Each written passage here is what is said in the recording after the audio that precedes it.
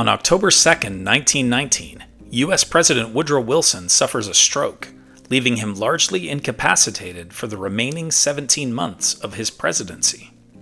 Wilson had returned from Paris in June of that year, having spent months negotiating the Treaty of Versailles at the end of World War I.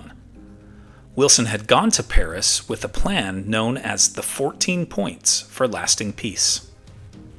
The final treaty overlooked most of Wilson's ideas, severely punishing Germany and setting the stage for World War II just 20 years later. Only one of Wilson's 14 points was truly implemented. Known as the League of Nations, Wilson believed it was the single most important key to maintaining the post-war peace. When Wilson, a Democrat, returned to the United States, he knew it would be a challenge to convince the Republican-controlled U.S. Senate to approve a measure to join the League of Nations. Majority Leader Henry Cabot Lodge was vocally opposed. In order to garner public support to try to push the Senate to vote in favor, Wilson began a tour of the country by rail, with speaking stops along the route. The plan was to cover 8,000 miles in just 22 days.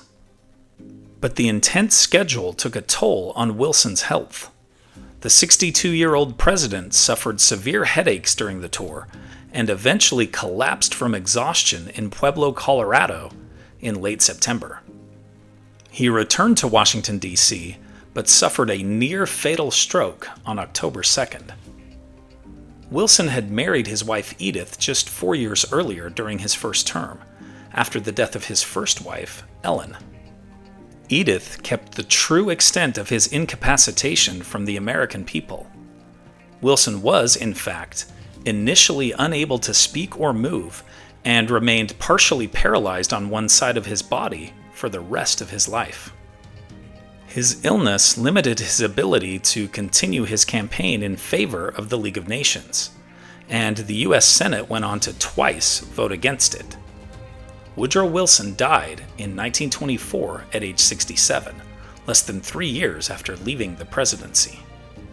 The U.S. never joined the League of Nations, choosing instead a policy of isolationism.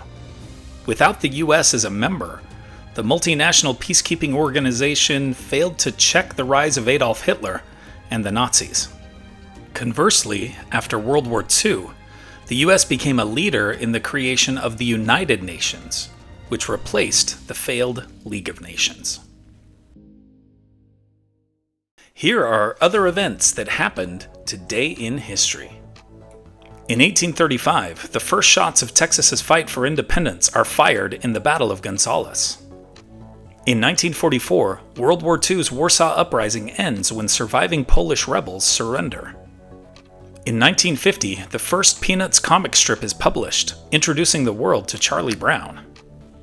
In 1967, Thurgood Marshall is sworn in as the first black U.S. Supreme Court Justice. In 1985, Hollywood icon Rock Hudson dies of AIDS, raising public awareness of the disease. In 2016, Kim Kardashian is robbed at gunpoint of $10 million in jewelry at her Paris hotel room. In 2023, scientists received the Nobel Prize in Medicine for their work on mRNA vaccines.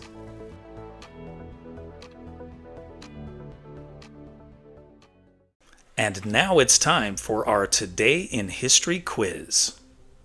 Which U.S. president proclaimed a November Thanksgiving holiday that has been celebrated each year since? George Washington, Andrew Jackson, Abraham Lincoln, or Woodrow Wilson?